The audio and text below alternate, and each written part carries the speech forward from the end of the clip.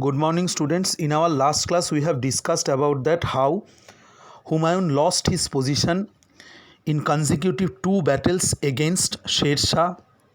One was at the Battle of Chausa and one was at the Battle of Kannauj. And after all, to save his life, he had to leave India, and he spent 15 years in exile when in India Sher Shah Suri, the Afghan ruler, was ruling. Humayun didn't get any help from his brothers to regain his position in Delhi, and he had to leave India in 1544, and he got refuge at the Safavid court in Persia. During this time, when he was overthrown from the Mughal throne, during this time in 1542, his wife Hamida Banu gave birth to their son Akbar. Humayun spent 15 years out of India.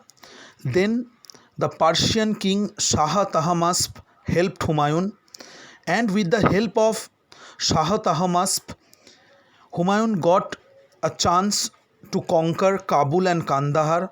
He defeated his brother Kamran, who was ruling over Kabul and Kandahar, and Kamran was blinded and sent to Mecca, and Humayun consolidated his position over Afghanistan, and it was the first step for Humayun to get back his throne in Delhi. Now, just after the death of Sher Shah in 1545, Humayun got the golden chance to recapture his throne in Delhi, and he captured Delhi and Agra, re-established the Mughal rule over India in 1555.